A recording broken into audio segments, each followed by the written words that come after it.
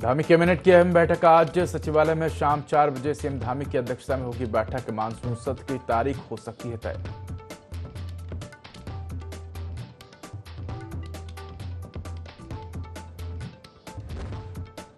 उत्तराखंड के दौरे पर कांग्रेस फैक्ट फाइंडिंग कमेटी सदस्य पीएल पुनिया लोकसभा चुनाव परिणाम की करी समीक्षा। बैठक में कांग्रेस प्रत्याशियों समेत प्रदेश अध्यक्ष भी रहे मौजूद।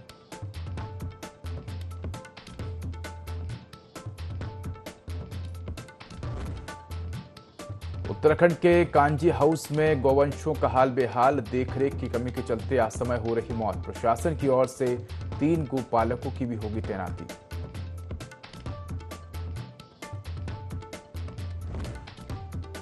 केदारनाथ हाईवे के सौड़ी में आया भारी मलबा। देर रात भारी बारिश के कारण बंद हो गया था राजमार्ग पर फंसे सैकड़ों वाहन।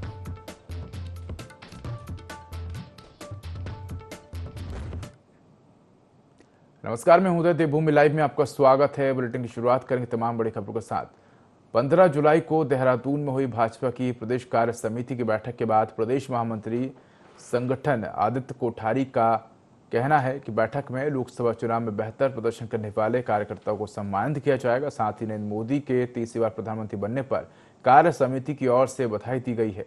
संगठन विस्तार और सदस्यता अभियान को लेकर भी चर्चा हुई है। उन्होंने कहा कि आने वाले समय में राज्य में निकाय चुनाव होने हैं। निकाय चुनाव में पार्टी की किस तरह से रणनीति बनाई जाए, इसको लेकर कार्य समिति की बैठक में बड़े स्तर पर चर्चा हुई है।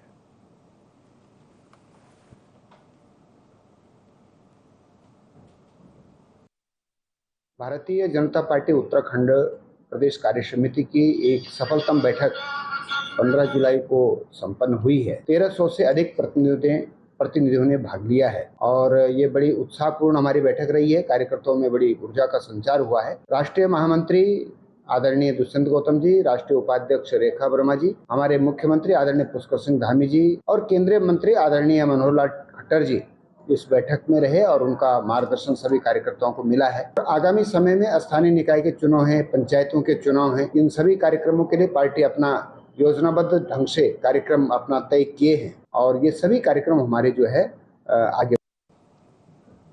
उत्तराखंड में हुए लोकसभा चुनाव में कांग्रेस तीसरी बार भी 5 सीटों पर खाता नहीं खोल पाई थी, जिसके बाद कांग्रेस ने समीक्षा करने का फैसला लिया।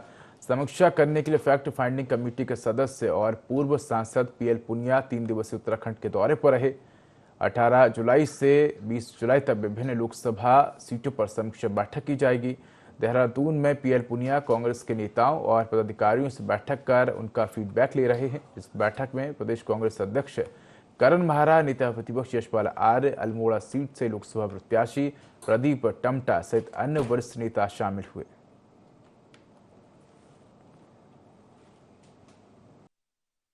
पिछले लोकसभा चुनाव में कांग्रेस पार्टी ने पूरे दमखम के साथ में चुनाव लड़ा था। मजबूत संगठन है, संगठन में काफ़ी मजबूती से काम किया है। उसके बावजूद 5 के 5 सीटें लोकसभा सीटें हम हार गए। तो इसी की समीक्षा करने के लिए, फैक्ट फाइंडिंग करने के लिए, इसी के सिलसिले में जो कांग्रेस अध्यक्ष मल्लिकार्जुन खड़गे जी ने ये निर्णय लिया कि जहाँ जहाँ पर हमारा प्रदर्शन, पार्टी का प्रदर्शन ठीक नहीं रहा, वहाँ पर जाके पता किया जाए क्या क्या कारण रहे हैं और भविष्य में उनको किस तरह से सुधारा। ये पहली बार है कि जिन राज्यों में लोकसभा के चुनाव में पार्टी का प्रदर्शन आशा के अनुरूप नहीं रहा, उन तमाम राज्यों में फैक्ट फाइंडिंग कमेटियां गठित की गई हैं जो इन तथ्यों को उजागर करेंगी, उन तथ्यों का पता लगाएंगी कि जिनके आधार पर इस प्रकार के निराशाजनक रिजल्ट आए। तो उसमें हमारा राज्य भी है। यहाँ पर आज फैक्ट फाइंडिंग कमेटी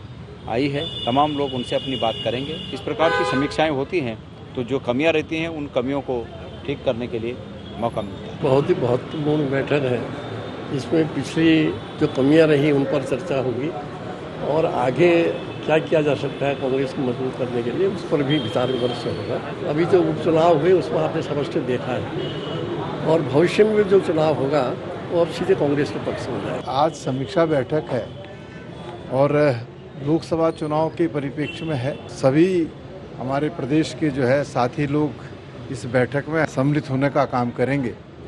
निश्चित रूप से अपने अपने बात जो है कहेंगे और क्यों हम हारे इस पर जो है समीक्षा होगी। जो हमारे संगठन के प्रमुख लोग हैं, कार्यकर्ता हैं, उनकी विचारों को जानने के लिए, फीडबैक लेने के लिए खड़गे जी ने पुनिया साहब को भेजा है। निश्चित रूप से खुले मन से बात होगी और सबके विचार लिए जाएंगे।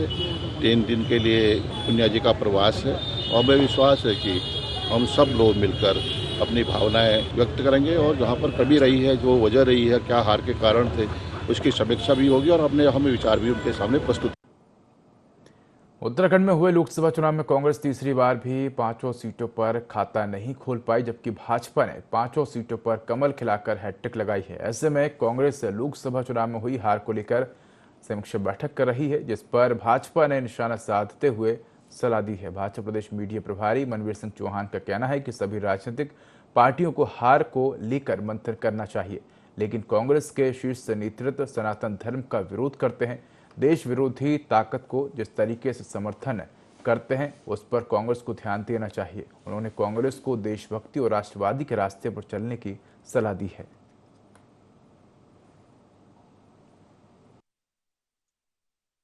अच्छी बात है, सभी राजनीतिक दलों को अपने कार्यों की समीक्षा करनी चाहिए और मंथन भी करना चाहिए, लेकिन कांग्रेस को मेरी एक सलाह रहेगी कि जिस तरह से वो सनातन का विरोध करते थे, उनका शीर्ष नेतृत्व लगातार सनातन का विरोध करते आए हैं और देश विरोधी ताकतों को समर्थन करते रहे हैं, उस ओर भी थोड़ा वो ध्यान केंद्रित करें।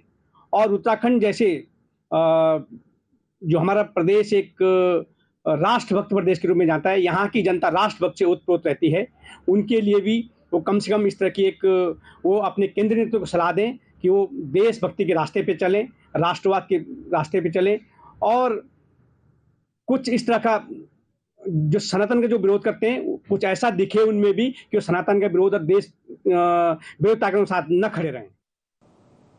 केदारनाथ में बारिश लगातार जारी है और केदारनाथ हाईवे के सोड़ी में भारी मलबा आने से राजमार्ग बंद है, जिससे राजमार्ग पर सैकड़ों वाहन फंसे हुए हैं। बता दें कि प्रदेश के कई जिलों में बारिश का सिलसिला जारी है। ऐसे में केदारनाथ हाईवे के सोड़ी में भारी मलबा आने से राजमार्ग बंद हो गया है। राजमार्ग पर पहाड़ी से बड़े बड़े बोल्डर आ रहे हैं, जिसके चलते राजमार्ग बंद है और सैकड़ों वाहन फंस गए हैं।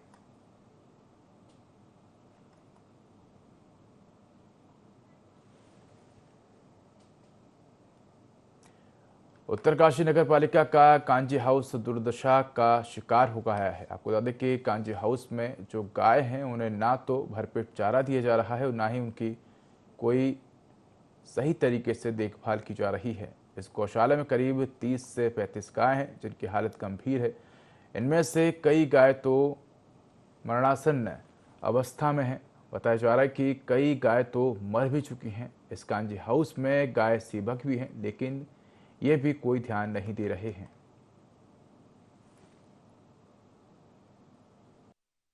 घास चारा की जो घास चारा जो है यहाँ से नगर पालिका जो है भेज देती है, जिसमें जो है हर जो है एक नगर पालिका का पूरा जो है घास घूस का, बाकी जो भूसा भूसा जो आप करते हैं। बाकी जो है वर्तमान समय में जो है 35 गाय में जो है देखा जाए तो नियमित रूप से देखा जाए तो 35 गाय का जो है पूर्ण वो नहीं बन पाया है। अब देखो जो गाय यहाँ पे आती है तो हम उसकी जो है पूर्ण रूप से सेवा करते हैं। बाकी फिर तब दूध क्या बोले उसका दूध तो मुश्किल दे पाती है गाय, क्योंकि गाय जो है जैसी गाय भी आ जाती है तो वो बीमार होती है, दूध तो मुश्किल दे पाती है। बीमार गाय की व्यवस्था ये है कि यहाँ से जो है यहाँ पशुपालन विभाग से डॉक्टर आते हैं, वो पूर्ण अपना इलाज करके यहाँ से जाते हैं। बाकी ये जो गाय यहाँ पे जो भी पड़ी है वो गाय जो है यहाँ पे थोड़ा आगे करके गिर गई थी, जिससे जो थोड़ा उठ के जो है थोड़ा यहाँ तक हम ला पाए। ये चर के आती है, कुछ भूसाई में घर में यहाँ बंदी हुई है गौशाले में, उनके लिए काट के मिला वो वहाँ हॉस्पिटल से आते हैं डॉक्टर लोग। कहाँ आए? नहीं आए सर, फोन करा मैंने, कटन के बढ़ रखे उनमें, उन्होंने बोला कि यहाँ इंजेक्शन ही नहीं है। दवाई यहाँ तो देते हैं, उनसे वो जा नहीं रहे, दवाइयाँ तो 2-3 बार दिया। सरकार से हर बार ही निवेदन किया जाता है, जबकि सरकार ने स्पेशली इसके लिए एक विभाग तय किया है। गाय हैं जिनके लिए कांजी हाउस बनाया गया है, वहाँ पर पर्याप्त उनके लिए खाने की व्यवस्था की जाती है।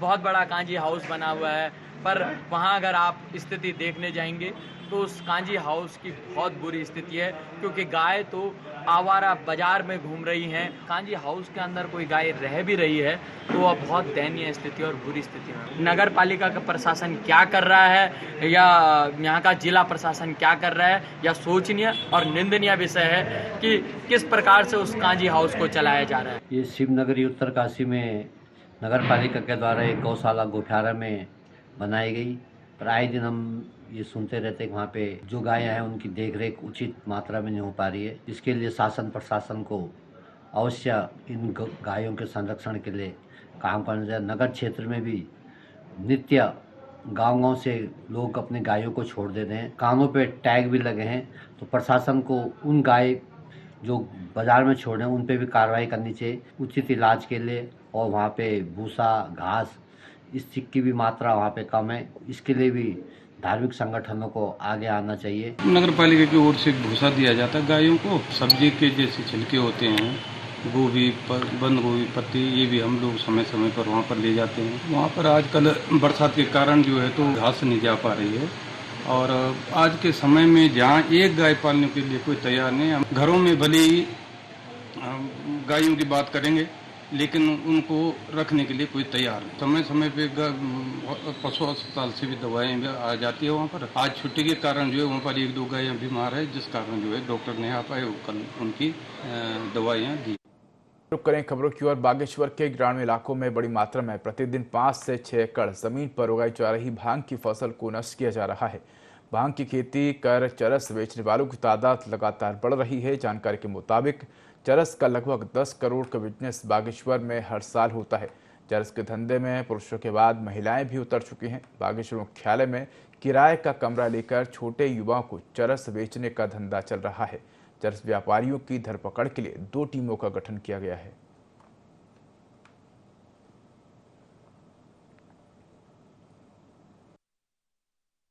भांग की खेती हो या भांग के अलग अलग यूजेस हो, ये यहाँ ट्रेडिशनली किया जाता है, हजारों सालों से किया जाता है और हम सब उस चीज़ की रिस्पेक्ट भी करते हैं। पर जहाँ जहाँ ये कमर्शियल बेसिस पे किया जा रहा है, जो बेचने के उद्देश्य से किया जा रहा है, वो कदापि एक्सेप्टेबल नहीं है और इसमें हम कार्रवाई कर रहे हैं। तो हमारे द्वारा जो चिन्हित भी किए जा रहे हैं वो वैसे ही स्थल या वैसे ही लोग हैं जो कमर्शियल स्टेज पर इसका प्लांटेशन करके नशे के पदार्थ बनाकर बेचना भी चाह रहे हैं। एकड़ में अगर बता दूं तो 5 से 6 एकड़ हम लोग प्रतिदिन टारगेट रखे हैं। तो कुछ दिनों पे बारिश के कारण या आपदा के कारण हम पूरा भी नहीं कर पाते, इसीलिए कुछ एडिशनल टीमें मेरे स्तर से। प्रदेश में कांग्रेस केदारनाथ बचाओ यात्रा की शुरुआत करने जा रही है। हर की पैड़ी में गंगा स्नान के बाद कांग्रेसी केदारनाथ बचाओ यात्रा की शुरुआत करेंगे। इस यात्रा का समापन केदारनाथ धाम में होगा। वहीं कांग्रेस के वरिष्ठ नेता और पूर्व मुख्यमंत्री हरीश रावत ने भी ऐलान किया है कि वे भी केदारनाथ धाम बचाओ यात्रा में शामिल होंगे। इसके बाद भाजपा प्रदेश प्रवक्ता विपिन कैंथोला ने कांग्रेस पर तंज कसते हुए कहा कि कांग्रेस को युवराज सद्बुद्धि यात्रा निकालनी चाहिए। जब उनके युवराज संसद में सनातन धर्म के खिलाफ बयानबाजी करते हैं तब प्रदेश अध्यक्ष कहाँ होते हैं। साथ ही कहा कि कांग्रेस के युवराज ने सनातन के बारे में जो कुछ कहा है उसका प्रायश्चित करें।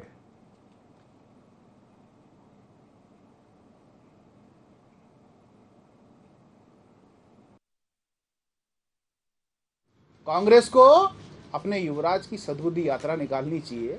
ये वही कांग्रेस है, जब जब सनातन पर प्रहार होता है तब तब कांग्रेस उस पर राजनीति करती है। ये वही कांग्रेस है जो अपने देश की छवि विदेशों में जाकर के खराब करती है। ये वही कांग्रेस है जब जब उत्तराखंड की छवि खराब करने की बात आती है तब कांग्रेस आगे आती है। इस कांग्रेस को सद्बुद्धि यात्रा निकालनी चाहिए, युवराज सद्बुद्धि यात्रा। मैं करण मेहरा जी को सलाह देता हूं कि वो युवराज सद्बुद्धि यात्रा निकाले और सनातनियों के बारे में जो उनके युवराज ने कहा है उसका प्रायश्चित।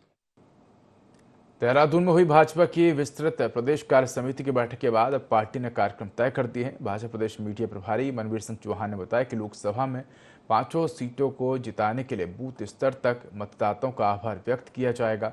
इसके साथ ही पार्टी संगठन में लंबे समय से रुके हुए चुनाव भी होने हैं, जिसके लिए जल्द ही कार्यकर्ताओं की सूची तैयार की जाएगी। जल्द ही भाजपा में मंडल स्तर, जिला स्तर, प्रदेश स्तर और उसके बाद राष्ट्रीय स्तर तक के चुनाव होंगे, जिसके लिए कार्यकर्ताओं को निर्देशित किया गया है।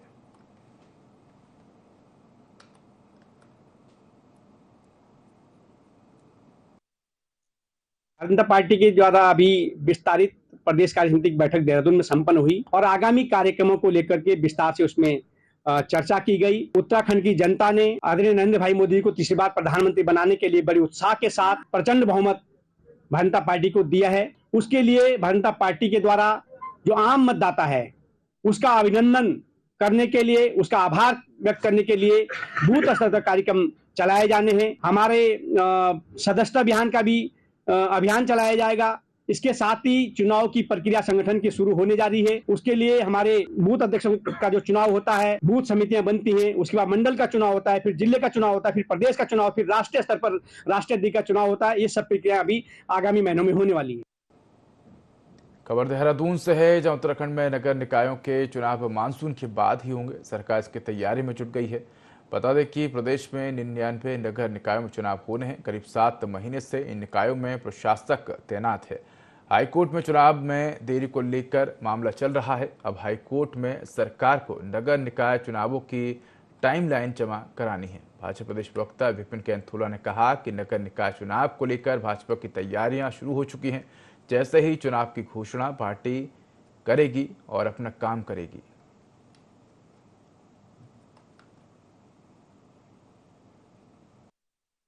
ये निश्चित रूप से हाईकोर्ट में मसला है और हमने जो हमारी कमेटी है, जो आरक्षण को लेकर के कमेटी थी, उसने लगभग अपना जो काम है वो पूरा करने के उसमें है और निश्चित रूप से जैसे ही हमको दे देंगे रिपोर्टें, हमारा जो शपथ पत्र है हाईकोर्ट में कि हम इस मानसून के बाद जो है नगर निकाय के चुनाव करेंगे। निश्चित रूप से भारतीय जनता पार्टी ने नगर निकाय के चुनाव को लेकर हमारी सरकार ने पूरे व्यवस्थाएं कर लिए। कार्यकर्ता हैं जिन्हें चुनाव लड़ना है, कहाँ पर किस प्रकार से नगर निगम में हमको आरक्षण के हिसाब से किस प्रत्याशी को उतारना चाहिए, क्या है, सब चीज़ों पर हमारी कवायद भी चल रही है। और जो हमने एफिडेविट दिया, उस एफिडेविट को लेकर के जो क्वेरीज हाईकोर्ट की हुई उसको। बद्री केदार मंदिर समिति के अध्यक्ष अचेंद्र अचय के एक बयान ने राज्य की सियासत को गरमा दिया है। उनका कहना है कि जोशीमठ के शंकराचार्य स्वामी अभिमुक्तेश्वरानंद एक संत से अधिक एक कुशल राजनीतिज्ञ हैं। शंकराचार्य लगातार कांग्रेस के मुद्दों को जोर देने का काम करते हैं। अध्यक्ष का कहना है कि मैं शंकराचार्य जी को खुले रूप से चेतावनी देता हूं कि वे केदारनाथ धाम में हुए सोने की चोरी को लेकर साक्ष्य प्रस्तुत करें। मैं दावे के साथ कह सकता हूं कि शंकराचार्य जी के सारे आरोप बेबुनियाद हैं और वे चर्चा में बने रहने के लिए इस प्रकार की बयानबाजी करते हैं।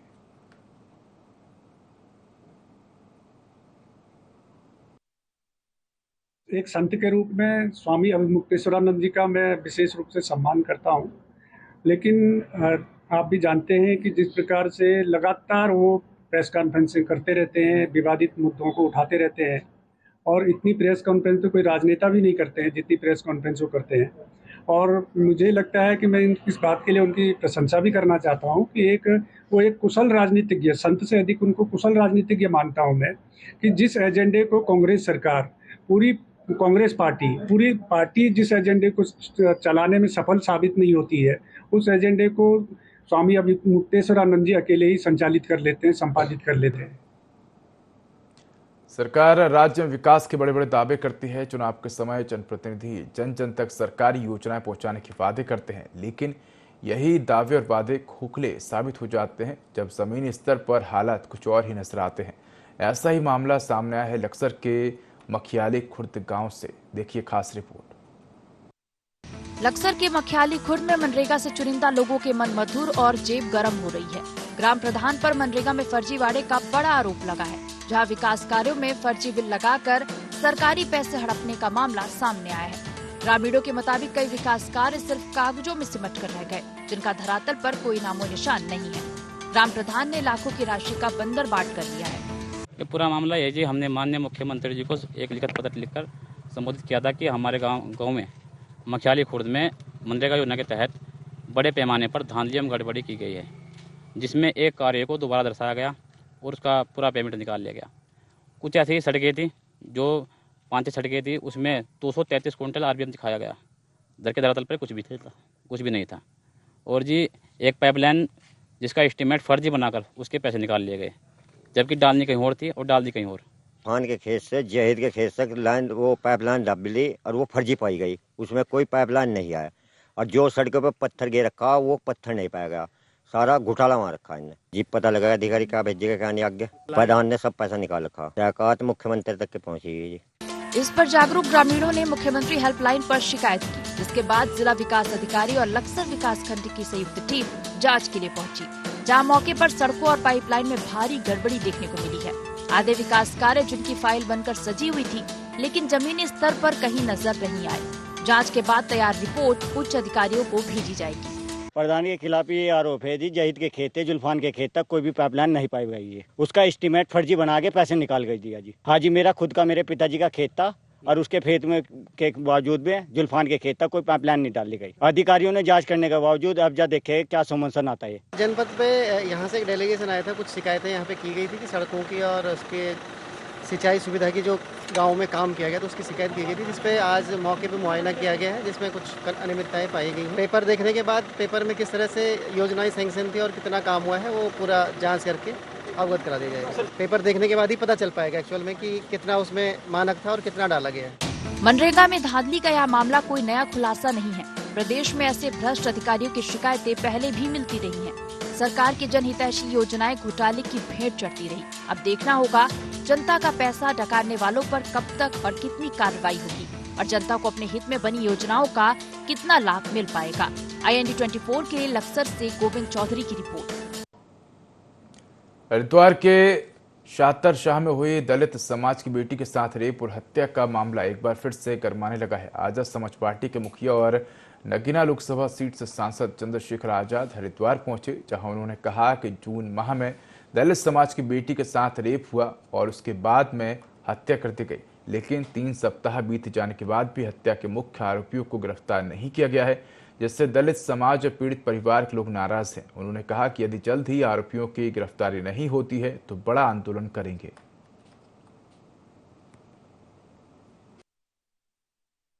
आंदोलन नहीं करेंगे अगर पुलिस अपनी कार्रवाई को जिम्मेदारी से करेगी, आरोपियों को बचाने का काम नहीं करेगी। मैं यहाँ पिछले आधे घंटे से बैठा हूँ और अधिकारी यहाँ नहीं आ पा रहे हैं। इसका मतलब कहीं ना कहीं उनको पता है कि जब सवाल जवाब पूछे जाएंगे तो वो जवाब नहीं दे पाएंगे। जिन अधिकारियों की जिम्मेदारी वो यहाँ से गायब क्यों हैं?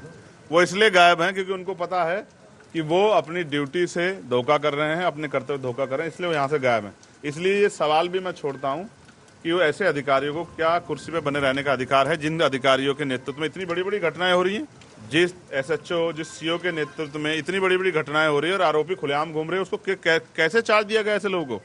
मुझे उम्मीद है मुख्यमंत्री भी इस घटना का संज्ञान लेंगे और जो आरोपी फरार है पुलिस उनको जल्दी गिरफ्तार भी करेगी, ऐसा मेरा विश्वास। चंपावत जिले में हुई मूसलाधार बारिश ने भारी तबाही मचाई है। जिले के दूरस्थ गांव और मछियार क्षेत्र में काफी नुकसान हुआ है, जिसमें पानी के तेज बहाव की वजह से क्षेत्र के कई पैदल पुलिया और घराटे टूट चुके हैं। साथ ही कई इमारतों में भी दरारें पड़ गई हैं और क्षेत्र की पाइपलाइन टूटने की वजह से आसपास के गांव में पेयजल योजना पूरी तरह से ध्वस्त हो चुकी है। बता दें कि स्थानीय लोगों ने प्रशासन से नुकसान का आकलन करने की मांग की है। वहीं अब तक किसी भी प्रकार के जान माल के नुकसान की खबर नहीं है।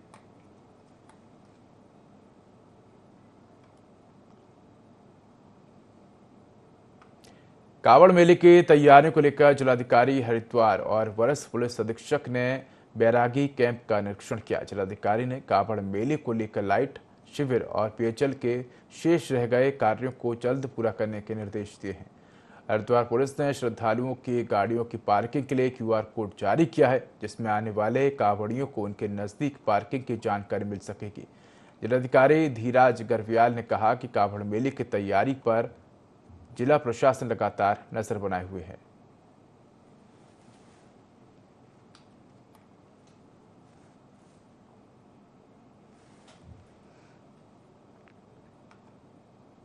तो फिलहाल इस बुलेटिन में इतना ही। खबरों का अधिक अपडेट के लिए देखते रहिए IND24। नमस्कार।